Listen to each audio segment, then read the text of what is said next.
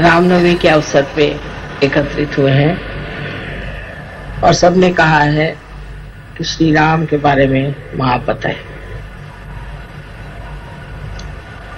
आप जानते हैं कि हमारे चक्रों में श्री राम बहुत महत्वपूर्ण स्थान लिए हुए हैं। वो हमारे राइट हार्ट पर विराजित है। श्री राम एक पिता का स्थान लिए हुए हैं, इसलिए आपके पिता के कर्तव्य में या उसके प्रेम में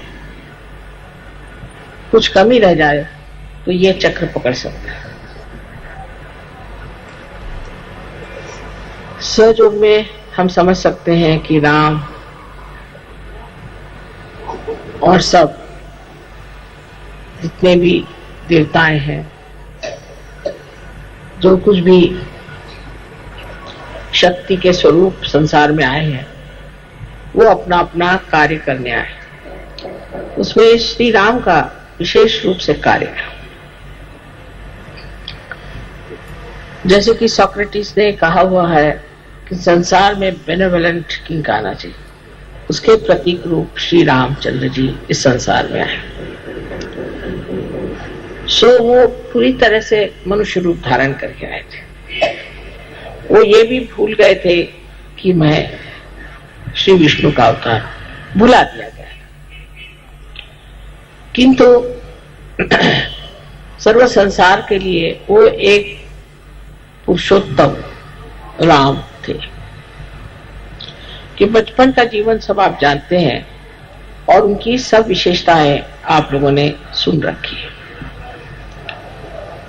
हम लोगों को सहयोग में ये समझ लेना चाहिए कि हम किसी भी देवता को मानते हैं और उसको हम अपना आराध्य मानते हैं, तो हमारे अंदर उसकी कौन सी विशेषताएं आई हुई, कौन से गुण हमने प्राप्त किए। श्री रामचंद्र जी के तो अनेक गुण हैं, क्योंकि तो पुरुषोत्तम थे। उनका एक गुण था कि वो जिस राजकारण को करते थे उसमें सबसे ऊंचा उन्होंने जन का मत रखा, न कि अपनी पत्नी या अपने बच्चे इनका ख्याल किया। आजकल के हमारे घर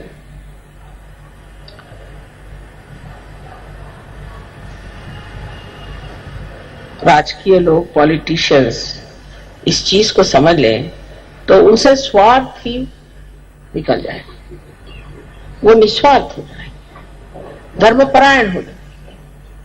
कि तो श्री राम की जो प्रतिमा है वही आज तक किसी ने भी अपनाने का प्रयत्न नहीं किया। उल्टे उनके भजन जरूर गाएंगे, उनके नाम से बहुत बड़े बड़े ऑर्गेनाइजेशन बने हैं, राम मंदिर बनाएंगे, लेकिन ये सब बना लेने से क्या श्री राम आपके अंदर प्रवेश कर सकते हैं?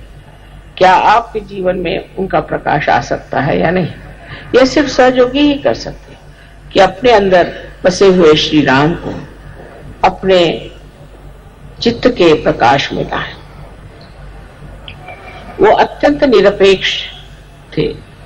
ऐसे तो सभी देवता लोग किसी भी पाप पुण्य से रहित होते हैं। कोई सा भी पाप जिसे हम पाप कहते हैं वो अगर करें तो वो पाप नहीं होता।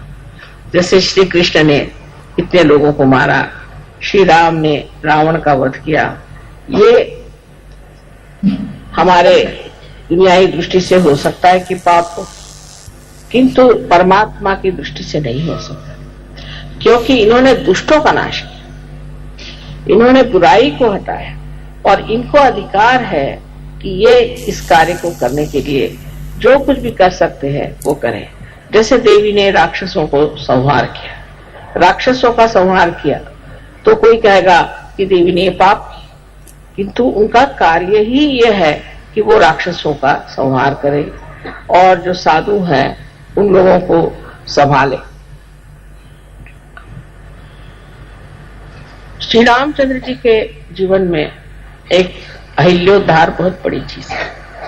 उन्होंने अहिल्या का उद्धार किया क्योंकि उसके पति ने उसे शापित कर दिया था। उस जमाने में भी कोई स्त्री अगर किसी भी तरह से वाम मार्ग में चली जाती थी तो उसका पति अगर साधु हो और उसकी स्थिति अगर ऊंची हो तो उसे शापित कर देता था। किंतु अहिल्या पे झूठा ही उन्होंने आरोप लगाया था, इल्जाम लगाया था, और इस तरह से उसको भी उन्होंने पत्थर बना दिया।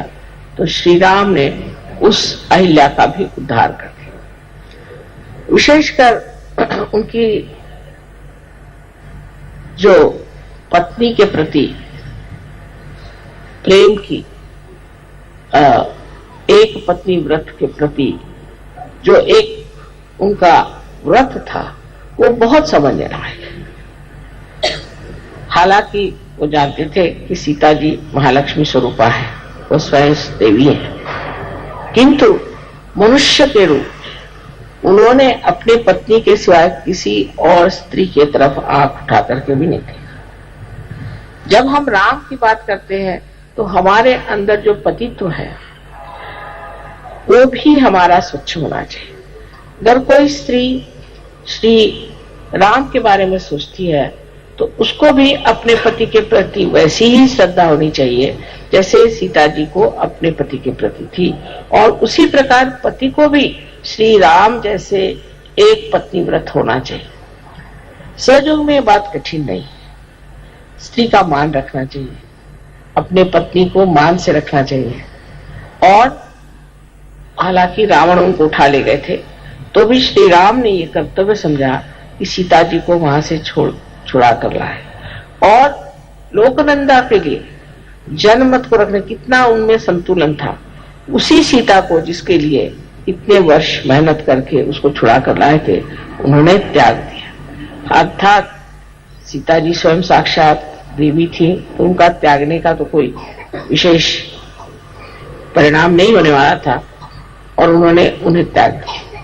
कारण लोग ऐसी बातें करते हैं जो जन हित के खिलाफ, क्योंकि उनका आदर्श इसी तरह से ऐसा न बन जाए कि जिससे लोग अपने यहाँ इस तरह की औरतों को पल पाए इन पर की लोग शक करते। हालांकि वो निष्कलंका थी और देवी स्वरूपा स्वच्छ निर्मल थी। उनको त्यागने पर भी फिर सीता जी ने भी उनका एक तरह से त्याग कर दिया। उन्होंने स्त्री जैसे रामचंद्र जी का त्याग किया और श्री राम ने एक पुरुष के जैसे उनका त्याग।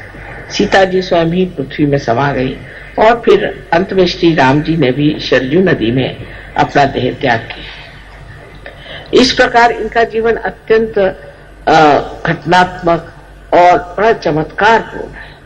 सारे जीवन में देखिए तो सीता और राम का आपस का व्यवहार और उनका एक दूसरे के प्रति श्रद्धामय रहना।